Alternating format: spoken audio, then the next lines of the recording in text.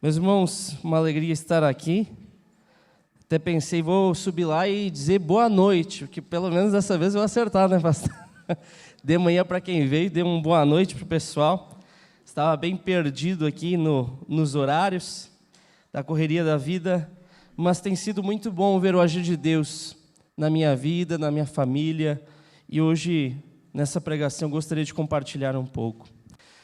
Hoje eu gostaria de falar com os irmãos a respeito do tema da nossa campanha: espiritualidade emocionalmente saudável.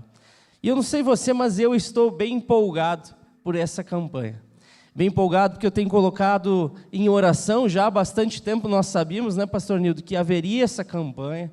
Lembro quando o pastor Ilquias me avisou sobre essa campanha, eu venho orando junto com a minha família, para que não seja mais uma campanha, mas que seja realmente um tempo de transformação na minha vida, na vida da minha família e na igreja. Amém, irmãos?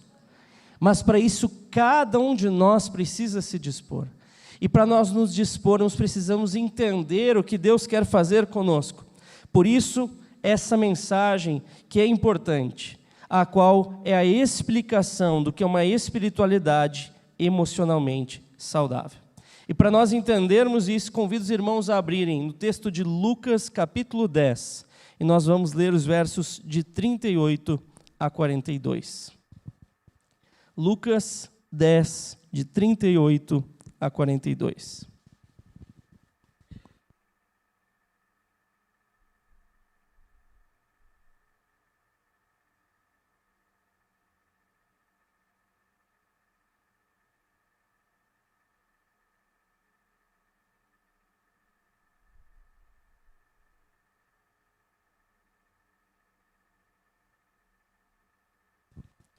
Diz assim a palavra de Deus: Jesus e seus discípulos seguiram viagem e chegaram a um povoado onde uma mulher chamada Marta os recebeu em casa.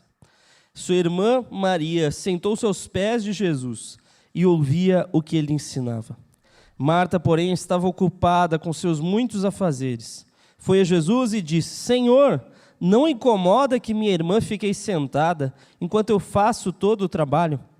Diga-lhe que venha me ajudar. Mas o Senhor respondeu: Marta, Marta, você se preocupa e se inquieta com todos esses detalhes. Apenas uma coisa é necessária. Quanto a Maria, ela fez a escolha certa e ninguém tomará isso dela. Feche seus olhos, vamos entregar esse momento a Deus. Deus, obrigado, Pai. Obrigado pela Tua palavra que é viva, eficaz. E eu te peço, Senhor, abra nossas mentes e corações agora. Nos dispõe, Senhor, a entendermos e a realizarmos a Tua vontade para as nossas vidas. E eu te peço, Senhor, a Tua misericórdia sobre mim agora. Que não seja eu a falar, mas o Teu Santo Espírito fale através de mim. E eu te peço, Senhor, esteja agindo com poder, em nome de Jesus. Amém. Nesse texto nós vemos uma mulher, Marta, que ao que parece está com aquilo que muitos de nós podem acabar vivendo. Uma espiritualidade emocionalmente doentia. O autor dos livros que nós estamos usando como base, Peter Scazzero, foi pastor durante mais de 10 anos para depois mudar de vida, deixando de lado uma espiritualidade emocionalmente doentia, tornando-se saudável. Então, mesmo um pastor pode estar vivendo uma espiritualidade doentia. Mesmo nós precisamos nos avaliar. Não é algo que eu deva ensinar olhando de cima para baixo como alguém que não tem o que aprender, mas é algo que eu venha conversar com os irmãos, para juntos buscarmos a vontade de Deus para nós. Uma espiritualidade emocionalmente doentia é algo que muitas vezes nós vivemos, porque nós permitimos alguns equívocos na nossa vida, nós confundimos as coisas e acabamos vivendo uma espiritualidade diferente daquela que Deus quer. Muitas vezes nós conhecemos a Jesus, mas temos uma espiritualidade emocionalmente doentia. Como diz o autor Peter Scazzero, a saúde emocional e a maturidade espiritual são inseparáveis, de modo que não é possível ser espiritualmente maduro enquanto se permanece emocionalmente imaturo. E muitas pessoas têm muito tempo de caminhada com Cristo, mas esse tempo não representa uma idade, representa anos repetidos, sempre fazendo a mesma coisa e vivendo da mesma forma. Muitos têm mais de 20 anos que conhecem Jesus, mas infelizmente permanecem bebês espirituais, porque permanecem numa espiritualidade doentia. Muitas vezes nós vivemos essa espiritualidade doentia por conta de algumas coisas, como 3 que eu vou indicar. A primeira delas é o ativismo. Interessante a vida de Marta e como a Marta está ali naquela situação. Ter a oportunidade de ter contato com o próprio Deus encarnado. Mas o texto diz, Marta, porém, estava ocupada com seus muitos afazeres. Ela tinha oportunidade de aproveitar Jesus e não desfrutou da sua presença. Muitas vezes nós mesmos até mesmo fugimos de Deus e de nós mesmos através de atividades que fazemos para Deus. Muitas vezes o que estamos fazendo para Deus não é de fato fruto de um relacionamento com Ele, mas são formas de nós fugirmos da verdade entre nós e Deus. Eu me assustei tempo atrás, quando eu vi em uma igreja, uma pessoa que eu sabia que estava profundamente mal, emocionalmente abalada, e servia semanalmente em 3 ministérios diferentes.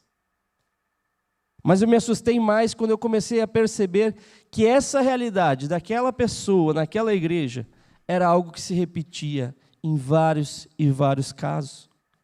Pessoas que acham que a solução dos seus problemas é se atolar de ainda mais trabalho, porque sendo para Deus, vai resolver seus problemas. Ao invés de olharem para a sua vida e buscarem resoluções, buscarem uma espiritualidade saudável para oferecer isso aos outros. E muitas vezes nós como igreja falhamos também, porque muitas vezes vemos alguém chegando na igreja e olhamos essa pessoa como alguém a ser utilizado. Muitas vezes nós pastores, quando vemos alguém chegando, nós já pensamos no que podemos encaixar essa pessoa para ela ser utilizada, para ela servir, quando muitas vezes essa pessoa precisa ser cuidada. Fico pensando nos professores de teologia, quando chegam numa igreja nova. Chegam numa igreja, pensando no pastor Antônio, quando chegou aqui, né? Quem não sabe, pastor Antônio, doutor, né? Não sei nem quantas línguas pastor Antônio sabe, mas um homem de um intelecto incrível. Hoje tem dado aula na IBD, e às vezes eu assisto a aula dele aqui. Mas quando chegou, nós tivemos o cuidado de olhar para ele. É importante nós olharmos as pessoas por trás das suas capacidades, as pessoas por trás das suas habilidades. E nós também precisamos cuidar de nós, não agindo em prol do reino e deixando o que é mais importante, às vezes, de lado, em nome de Deus. Às vezes, para servirmos a igreja, abandonamos nossa família. Às vezes, para servirmos em atividades da igreja semanalmente, deixamos de lado nossos filhos, nossa esposa e todos aqueles que dependem de nós. Eu sei que isso é meio estranho de um pastor falar, né? Porque normalmente a gente coloca um aviso e diz, precisamos de voluntários, precisamos de gente servindo. Mas nós queremos, acima de tudo, uma igreja saudável. Nós precisamos ser uma igreja saudável, para aquilo que nós fazemos não seja para esconder problemas em nós, mas seja para a glória de Deus. Interessante que esse ativismo muitas vezes é para nós nos ocultarmos dos nossos problemas. Eu lembro quando eu era adolescente, tive alguns problemas familiares difíceis e profundos, e eu lembro que eu me atolei de atividades na igreja, servia nos adolescentes, servia no ministério de interpretação de Libras, servia como Também fazia teatro nas crianças. Vocês conseguem imaginar fazendo teatro? Nem eu consigo me imaginar fazendo teatro, mas eu fazia. E eu servia em tudo, porque eu achava que servindo eu esqueceria meus problemas. E eu esquecia mesmo, mas eu não resolvia. E foi muito importante quando o pastor André, que era meu pastor, começou a me chamar para conversar e falar: Vili, mais importante do que você estar na igreja, mais importante é você colocar em prática na sua vida aquilo que nós ensinamos, de ter uma vida com Deus e de buscar a Ele. Até hoje o André é uma grande referência que eu tenho na vida. Pouco tempo atrás, ele e sua esposa estavam orando, porque a filha mais nova deles, tem um menino e uma filhinha, passou por uma cirurgia, e eu fiquei lembrando de quantas lições o André deixou para mim. Um homem com capacidades incríveis, disposto a servir no ministério, mas que soube lidar bem e de forma saudável com a sua família. Muitas vezes o ativismo acaba nos prejudicando e vivemos uma espiritualidade doentia que nos adoece e adoece a outros também. Mas também a separação do espiritual e do secular pode ser um problema. Aqueles que entendem que somente a igreja, somente o domingo, somente o horário de culto é momento para buscar a Jesus. Interessante, sua irmã Maria, diz o texto, sentou aos seus pés de Jesus e ouvia o que ele ensinava. Quanto a Maria, diz Jesus, ela fez a escolha certa e ninguém tomará isso dela. Maria escolheu estar todo o tempo possível com Jesus. Talvez Marta olhasse e pensasse: senhora, eu vou ouvir Jesus, né? Jesus está hospedado aqui, estamos cuidando dele, mas quando ele for para as ruas pregar, eu vou ouvi-lo. Agora não é o momento, agora eu estou ocupada, agora eu tenho mais o que fazer. Meus irmãos, se disponham a ouvir Jesus a todo tempo. Jesus Cristo não precisa falar com você só no culto. Jesus Cristo não precisa falar com você só através do pastor. Jesus Cristo a todo momento pode falar contigo. E eu fico olhando essa mulher e pensando como ela deixou de desfrutar o que Cristo tinha para ela. Maria fez a escolha certa. Marta deixou de aproveitar o próprio Salvador. Mas eu entendo que muitas vezes isso é fruto de uma visão que nós temos da espiritualidade. Muitas vezes nós nos vemos como funcionários de Deus, ou ainda como PJ, né, não tem nenhum vínculo empregatício, não, só presta o serviço a Deus. Meus irmãos, a palavra de Deus diz que nós somos servos, escravos de Cristo. A nossa vida é toda entregue a Ele. Não há nada que fuja do seu senhorio. Ou nós somos 100% cristãos, ou nós não somos cristãos. Não existe meio termo. E muitas vezes nós vivemos uma vida onde tentamos segmentar a nossa espiritualidade e colocá-la apenas no momento e no local que nós queremos. Lembro que, há pouco tempo atrás, o pastor Uquias, pregando num culto de quarta-feira, contou a respeito de um líder de igreja que ele conheceu, que veio confessar-se a ele e disse: pastor, preciso confessar. Sou líder na minha igreja, mas quando saio daqui, eu vou para os bares e eu encho a cara, pastor. Mas eu choro, pastor, porque eu fico pensando como pode um servo de Deus estar bebendo. E o pastor Uquias disse: meu irmão, você já aceitou Jesus Cristo como Senhor e Salvador? Pastor, eu estou desde que eu nasci na igreja. Não, você não está entendendo a pergunta. Você já entregou verdadeiramente sua vida a Cristo? Você quer fazer isso agora? Pastor, não pode ser depois, não. Não, meu irmão. Agora, quer ou não quer? Eu não quero, pastor. Muitos de nós não queremos Jesus Cristo. Nós queremos um emprego espiritual. Nós achamos que fazendo aquilo que Deus quer, nós receberemos um salário. Temos o céu garantido no final dessa vida, como um assalariado recebe seu salário no final do mês. Mas não é essa a proposta do Evangelho.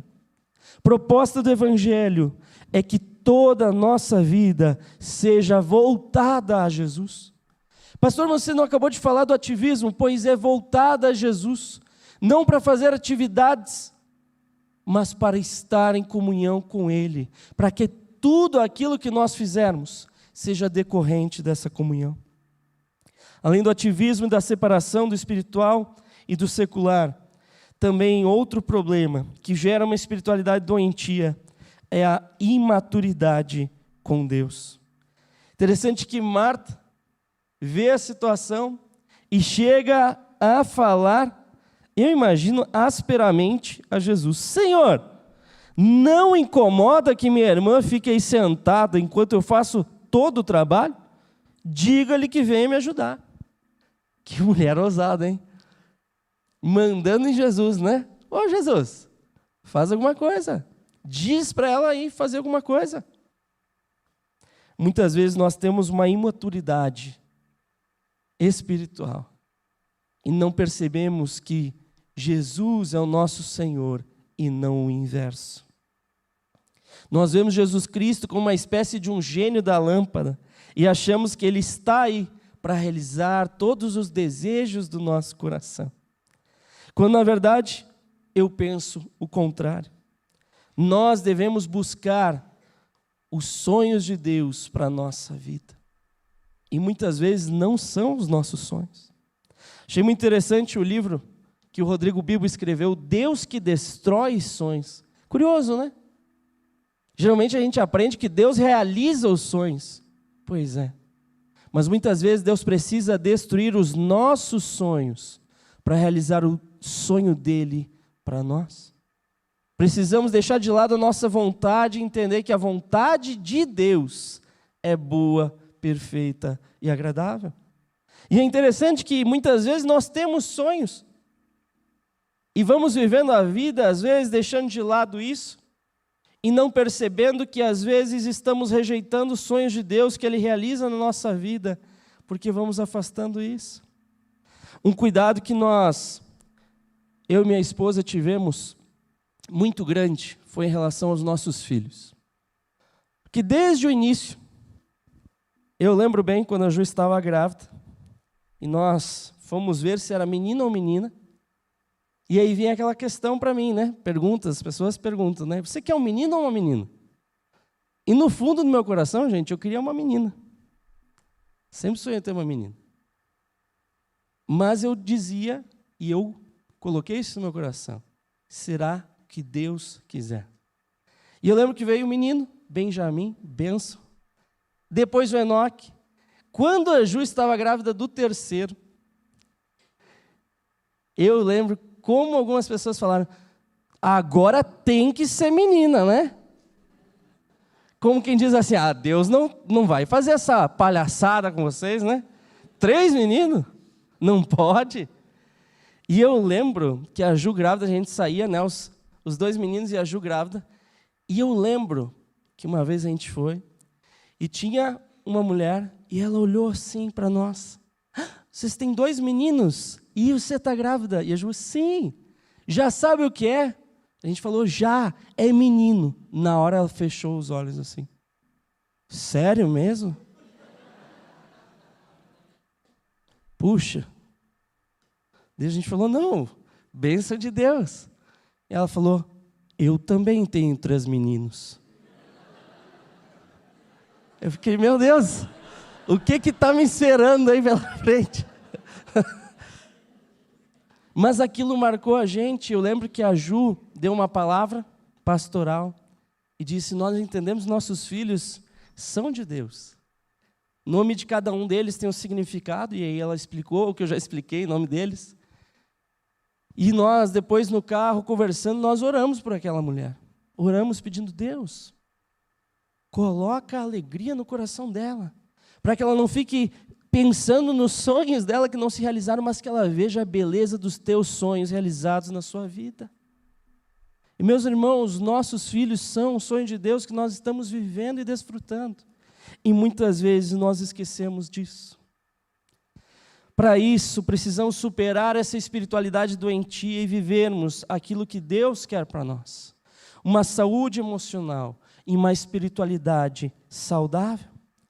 Quanto à saúde emocional, meus irmãos, veja, Marta demonstrou não ter uma boa saúde emocional, não tendo foco naquilo que deveria e daria da forma que deveria.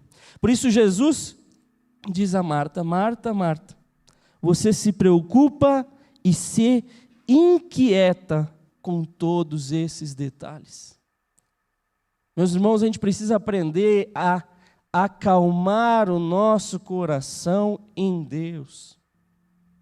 Nós hoje vivemos em tempos complexos.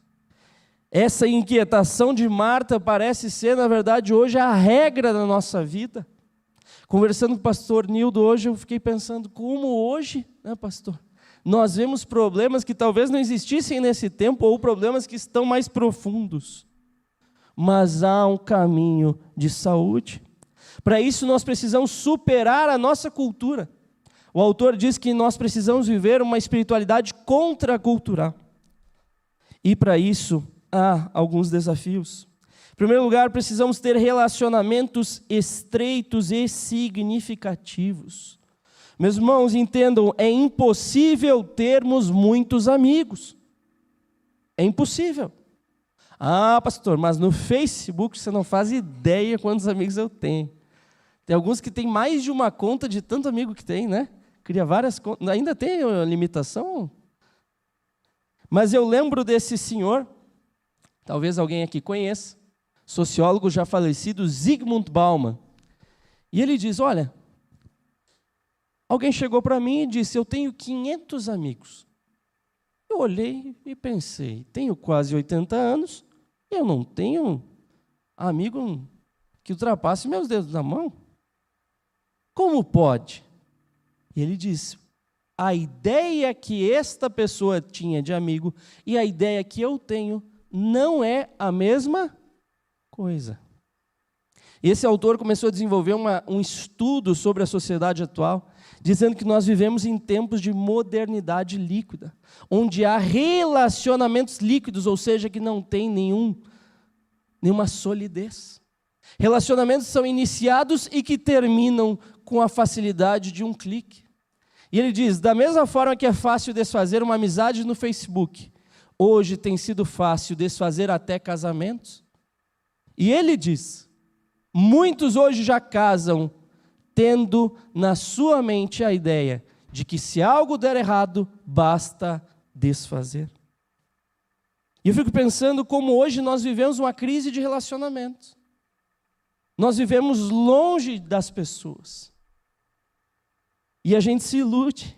A gente acha que isso aqui aproxima as pessoas do mundo todo, quando na verdade às vezes acaba afastando pessoas que estão do lado uma da outra. Ao invés de aproximar, afasta. Ao invés de unir, isola. E precisamos viver algo que é também a amizade.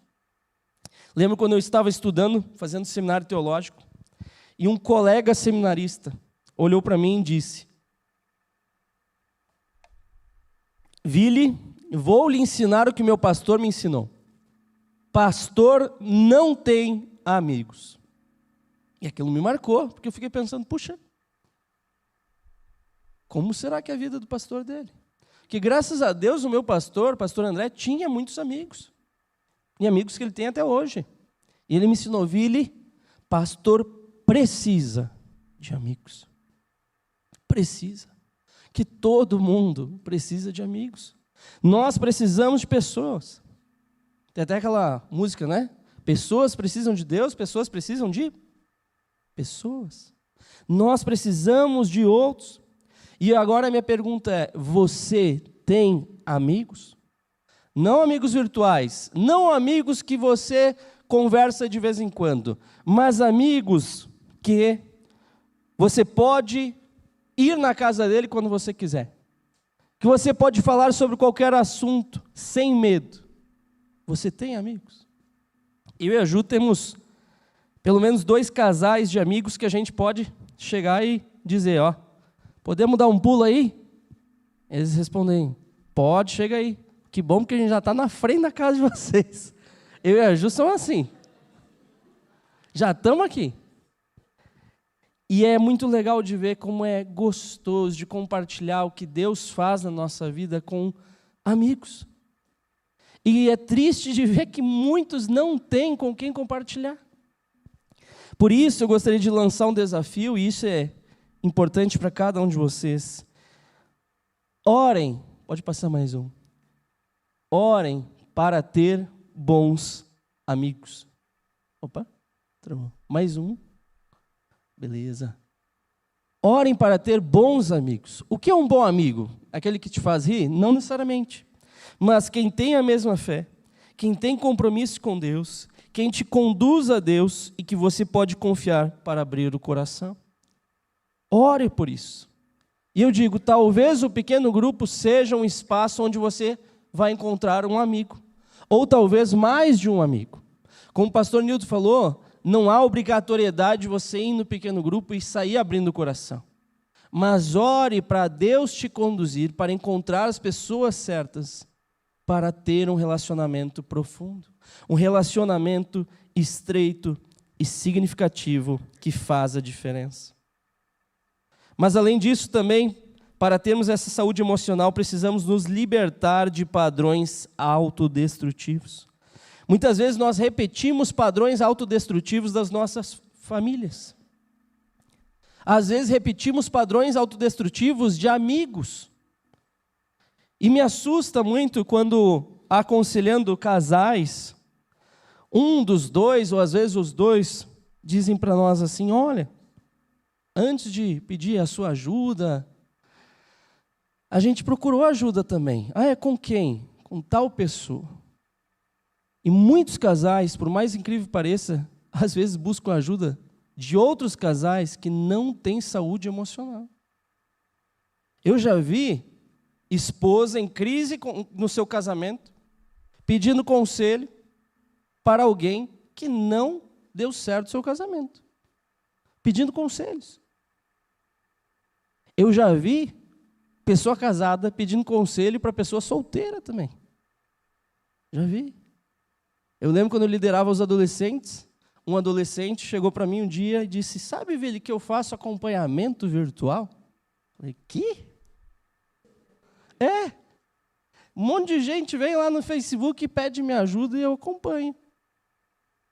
Uma mulher esses dias veio e estava com crise no casamento, estava pedindo minha ajuda. O que está acontecendo com esse mundo, gente? Algo absurdo, mas que acontece. Pasmem, acontece. E muitas vezes nós buscamos.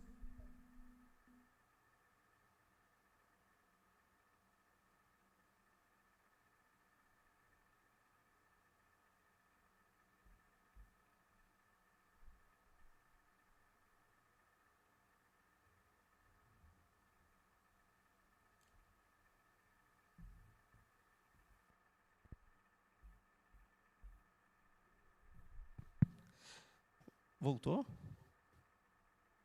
Ah, não, esse aqui, né? Ah, tá. Deixa eu falar, vai. Muitas vezes, meus irmãos, nós buscamos a ajuda de quem não pode nem se ajudar, quanto mais nos ajudar. Nós precisamos buscar a ajuda de pessoas que podem nos ajudar. E, acima de tudo, buscar a ajuda de Deus. E por isso a campanha.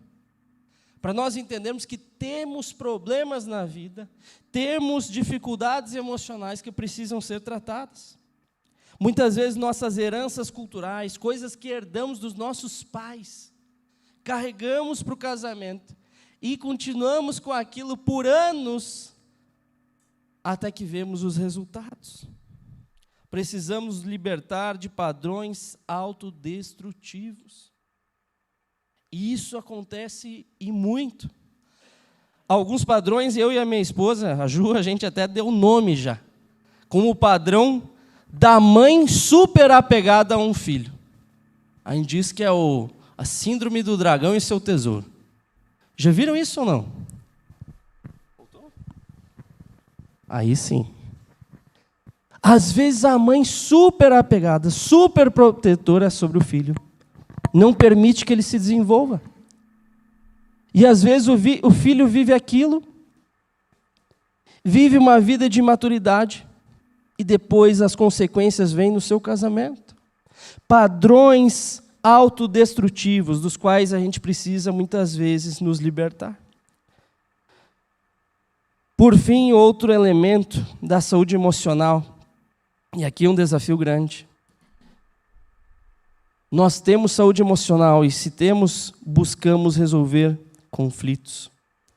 Quem não tem saúde emocional não consegue resolver conflito. Consegue fazer duas coisas: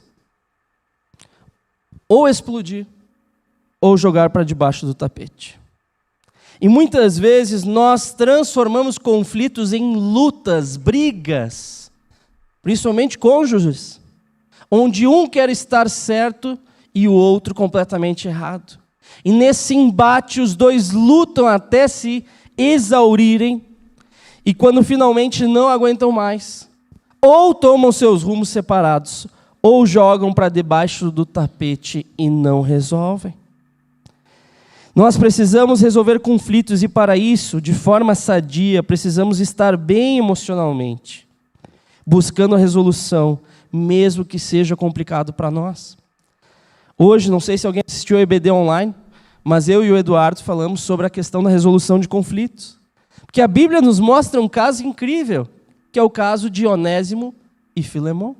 Onésimo, que era um escravo de Filemão e foge do seu senhor, se converte.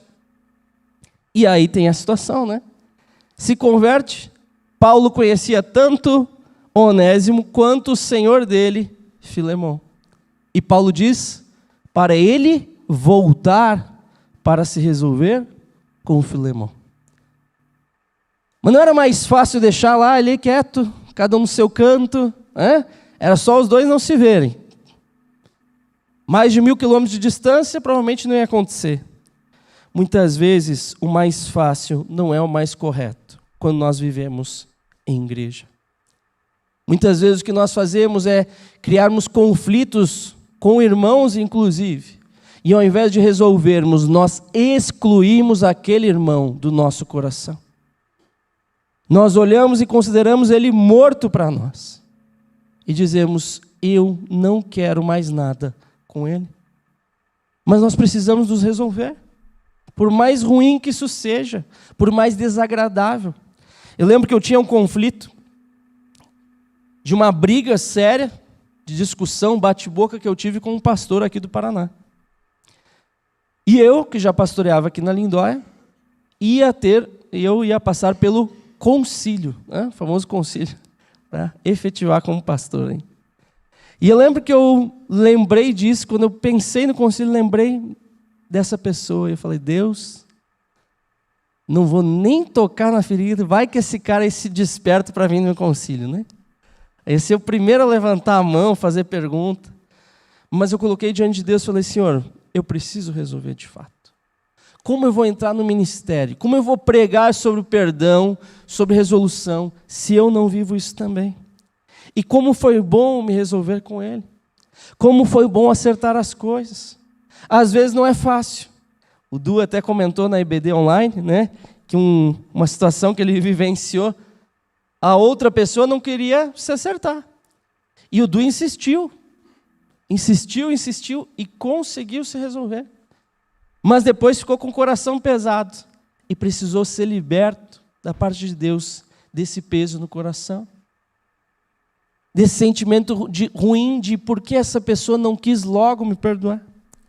Nós muitas vezes vivemos uma espiritualidade com problemas emocionais que adoecem a nossa espiritualidade. Mas além da saúde emocional, precisamos viver também uma espiritualidade contemplativa. Precisamos entender que as ações precisam ser resultado de uma relação com Deus, de vermos a Ele, contemplarmos a sua face. Como diz o Peter Scazzero, a vida ativa no mundo para Deus somente pode fluir de maneira adequada de uma vida com Deus. Por isso, o importante não é o que nós fazemos para Deus, mas nós conhecermos a Deus e Ele nos conhecer. Nós caminharmos com Ele.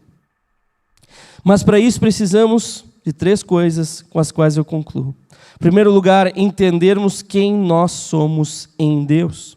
Nossa verdadeira identidade está nele. Sua verdadeira identidade é ser um filho de Deus amado por Ele. Se nós não entendermos isso, nós vamos colocar o nosso valor em coisas que não são o mais importante.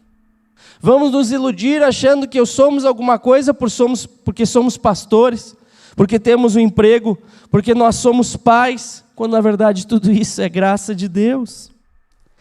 Nós somos filhos de Deus por adoção, pela sua maravilhosa graça. E nisso precisamos nos humilhar. Tempo atrás, um aluno da Favapar veio conversar comigo depois da aula e veio me exaltar e falar: nossa, professor, que aula boa.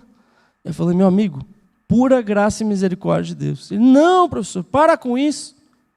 O senhor manda bem mesmo. Eu falei: cara, se soubesse a minha história, se entender que eu só estou aqui pela graça de Deus. Só. Porque Deus me permitiu me humilhar. Você, meu aluno, pela graça de Deus, você está aí. Agradeço essa palavra que você está trazendo. Mas eu fui o pior dos alunos aqui. Não era para ter me tornado professor, não. Ele falou: capaz, professor. Eu falei: sim. Eu fui o aluno mais arrogante dessa faculdade.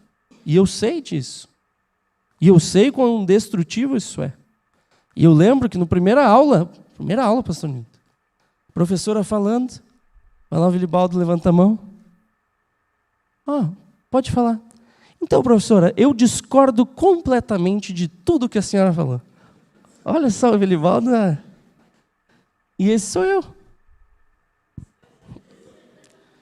Era eu e sou eu, mas pela graça de Deus, estou me transformando. Mas o pecado está em mim, e se eu sou alguma coisa hoje, não é porque eu sou, mas porque a graça dele se manifestou na minha vida. E eu falei isso para ele, falei: quer saber mais? Como professor também. E contei para ele: olha, um aluno tempo atrás mandou um áudio assim: professor, então, tenho sugestões, porque sua aula não ficou tão boa. Se você estudar lendo tal livro, talvez você aprenda mais sobre esse assunto. E eu lembro que eu comecei a gravar um áudio: olha, quem você pensa que você é? E eu comecei a falar um monte, e a Ju viu eu gravando e falou: amor, cancela o áudio agora. Eu: por quê? Cancela. Eu cancelei. O que foi? Ele falou: isso aí é um Vilibaldo. Por que você está xingando o Vilibaldo? Você fez, você recebeu. Eu falei: pois, né? Aí eu lembro que só mandei: muito obrigado pela sua consideração. Que Deus te abençoe. E fiquei pensando como o nosso ego é inflado, gente. Como nós somos realmente infantis nas nossas emoções. Basta a crítica de um aluno e eu já me excedo. Já ajo com rancor, com ódio. Meus irmãos, precisamos vencer isso, deixando de lado tudo que é orgulho e focando apenas em quem nós somos para Deus. Por isso, um aviso importante, gente. É legal, é bom nós ouvirmos que somos bonitos, inteligentes, esforçados, tudo isso é muito bom. Mas nada disso vai nos preencher. O que precisamos é ouvir de Deus que nós somos seus filhos. E é isso que importa. Por isso precisamos olhar com gratidão o que o nosso Pai já nos deu também. E agradecer pelo que nós temos. Porque muitas vezes deixamos de olhar para o que temos com gratidão, por pensarmos no que falta ou naquilo que nós perdemos. Esquecemos de ser gratos pelo que nós pedimos e recebemos. Pelo que você já orou intensamente. Botou o joelho no chão. Orou, e Deus te concedeu. Já notou como muitas vezes nós não valorizamos depois? Como nós esquecemos de ser gratos? Eu lembro que nós oramos muito pelo Benjamin, para que ele aprendesse a falar. Foi uma luta, gente. Agora, pelo Enoque, a gente está orando para ele parar de falar. Está sendo difícil. Orações diferentes. Mas brincadeiras à parte. Gente, Benjamin, nós sofremos. Que a gente pensava, como pode? Quando ele vai falar? E chegou aos 3 anos de idade e não falava praticamente nada. E aquela luta. E alguns dias atrás, Deus trabalhou no meu coração por eu não estar valorizando o fato de ele falar. E o Benjamin, do seu jeitinho, dias atrás, falou assim, ele tem um jeitinho dele que é muito engraçado, né? Pessoal, veja, ele fala isso, parece que está aqui na igreja, né? Mas ele está lá no carro conosco. Pessoal, tenho algo importante a falar. Olha só. E eu lembro que um dia ele falou assim, né? Pessoal, tenho algo importante a falar. E eu estava no carro, pronto a dirigir. Falei, filho, só um minutinho que o papai está bem estressado hoje. O papai só quer chegar em casa. Ele, papai, mas é algo importante. Eu falei, filho, o que é? O que é tão importante? Aí ele falou, vocês não botaram cinto em mim. Eu falei, me perdoe, meu Deus, filho. Já ia fazer uma barbaridade sair. Que perigo, gente.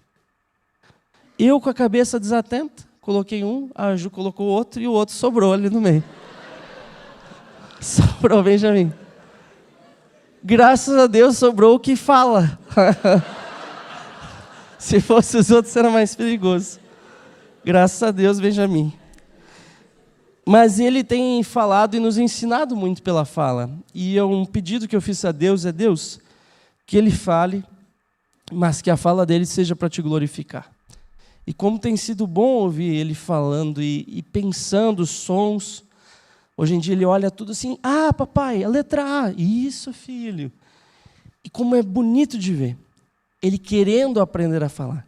Esses dias ele estava cantarolando uma música, aquela música Quero Ser Carta para o Mundo, escrita pelas tuas próprias mãos.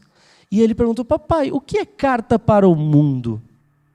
Aí o Ju falou assim, filho, quando a gente chegar em casa hoje, eu vou te ensinar, nós vamos escrever cartas. Aí chegamos em casa, ele escreveu as cartinhas para os tios do Ministério Infantil. E ele falou, mas eu quero escrever para o mundo todo, papai. Eu falei, calma, filho, como assim? Para o mundo todo. Eu falei, para quem tu quer escrever carta? Vamos escrever carta. Para os meus amigos, para todo mundo. Eu falei, mas filho, por que você está tão ansioso para escrever carta para todo mundo? Ele falou assim, porque eu quero que todos vão para o céu. E eu fiquei pensando, talvez ele não entenda plenamente o que é o céu. Mas de alguma forma Deus está trabalhando no coração dele. Nós já temos visto o agir de Deus no coraçãozinho dele. E a fala tem sido uma bênção. Por isso eu olho e agradeço, Senhor, obrigado por fazer o Benjamin falar. Obrigado, Senhor, pela vida do Benjamin. E quantas coisas nós sonhamos e esquecemos de agradecer. Por fim, nós precisamos desacelerar a nossa vida para ouvirmos a Deus. Meus irmãos, um grande problema hoje é que nós não temos desacelerado. Nós pisamos no acelerador e tocamos a nossa vida até acabar a gasolina e termos uma estafa, termos um burnout. Meus irmãos, precisamos aprender a parar. Lembro que agora, no período do carnaval, nós estávamos em A Família aqui e eu recebi uma mensagem de WhatsApp. Uma pessoa da Fala Par mandou áudios, professor Vilipalto, nossa, seus vídeos são extraordinários. Não tem como você gravar um videozinho para nós postarmos agora no período do carnaval? Meu amigo, não tem como. Não há como. Não. E eu compartilho isso com algumas pessoas, amigos próximos, e um amigo disse assim, Vili, como tu consegue dizer não? Quando alguém no meu trabalho pede qualquer coisa, eu sempre digo sim.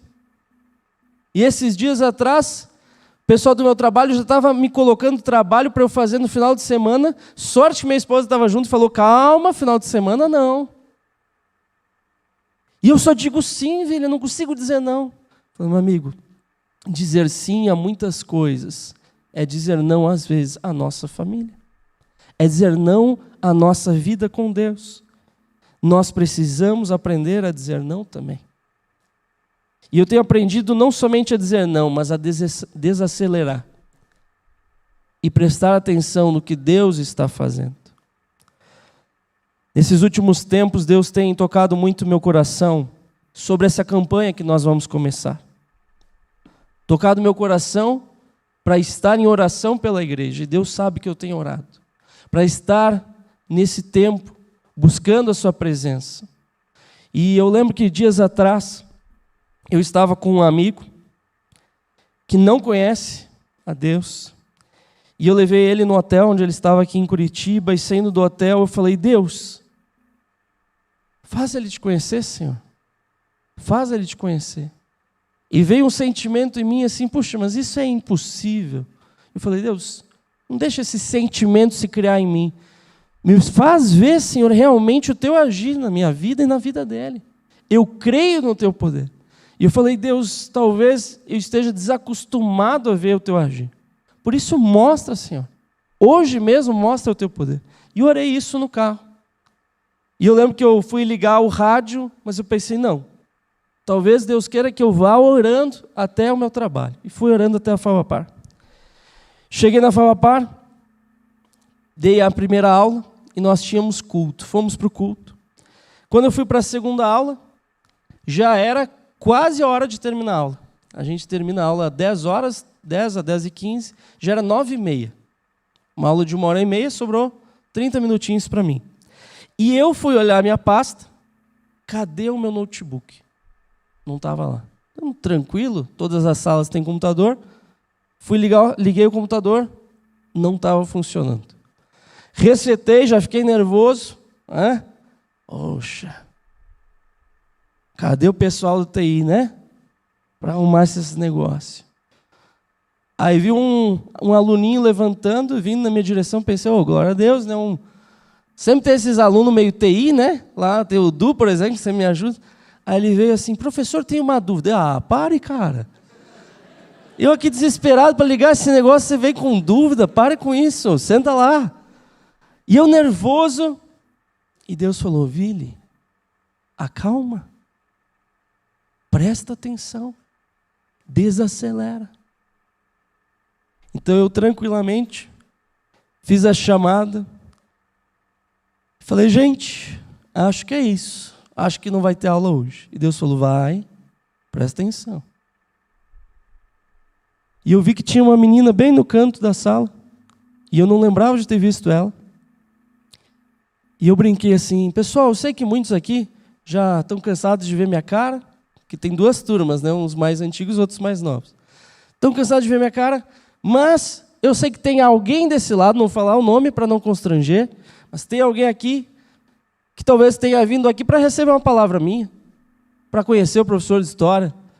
E não sei. A única vez que aconteceu isso, aconteceu 2 vezes agora, né? Nessa segunda, de eu não ter aula para dar, Deus tocou meu coração para falar sobre o meu livro. Então eu vou falar sobre o meu livro. Comecei a falar, gente, escrevi o livro, pediu para ser a morte, expliquei o livro. Falei, muitas vezes você está com uma dor profunda de perda e você não sabe o que fazer. Saiba que Deus conhece a sua dor. Falei isso com peso na consciência, pensando, puxa vida, nem dei aula, né? Mas falei, bom, talvez Deus quisesse falar alguém aqui, que Deus abençoe, vamos para casa. O pessoal começou a ir para cá, ir embora, e eu fiquei, nossa, que vergonha, né? Não dei aula, como é que pode, né? Aquela menina veio até mim em prantos, falou, professor, hoje eu estava orando para Deus, pedindo, Deus, fala comigo. Por favor, Senhor. Eu perdi meu marido com quem eu era casado por 10 anos e eu precisava ouvir que Deus está comigo, me guiando. Eu precisava desse cuidado de Deus. E você foi a voz de Deus, pastor. Falei, agradeça a Deus. Agradeça a Deus. Porque Deus direcionou todo esse momento agora para eu falar isso. E eu falei, eu conheço os meus limites.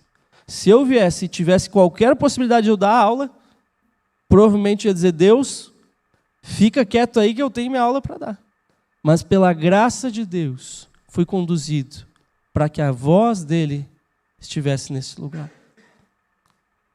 Nós precisamos entender que nós somos, como diz o Benjamin, cartas para o mundo, escritos pela mão de Deus. Nós estamos aqui para fazer a diferença. Mas antes precisamos entender quem nós somos, vendo a assinatura dessa carta. Vendo que o nosso Deus, que nos ama, está conosco todos os dias. Amém? Feche seus olhos e baixe sua cabeça. Deus, obrigado, Senhor. Obrigado, Pai, pelo Teu amor que nos constrange. Obrigado, Senhor, porque Tu nos usa, não porque nós somos alguma coisa, Senhor, mas pela Tua misericórdia, pela Tua graça que nos torna filhos de Deus. Obrigado, Senhor, por isso. E eu te peço, Senhor, esteja olhando aos meus irmãos e a mim e a minha família. Esteja tratando os nossos corações, nos libertando de toda doença emocional e espiritual. Nos liberta, Senhor, de ideias erradas a respeito de Ti, de ideias erradas a respeito de nós mesmos, e nos faz entender quem nós somos em Ti, Senhor. Eu te peço, Senhor, que a gente deixe de lado os nossos sonhos e olhe, Senhor, para os Teus sonhos, para a Tua vontade, que é boa, perfeita e agradável. Deus, eu sei, Senhor, que Tu quer usar cada um dos meus irmãos onde eles estiverem, nos seus lares, nos seus trabalhos, nas suas escolas, universidades. E eu sei, Senhor, que se nós nos dispormos, Tu fará a obra. Por isso eu te peço, Senhor, que nós possamos ver o Teu poder, possamos ver o Teu agir, transformando as nossas vidas, e possamos ver a Tua presença, doce e suave, em cada passo que nós demos, Senhor. Em nome de Jesus, amém.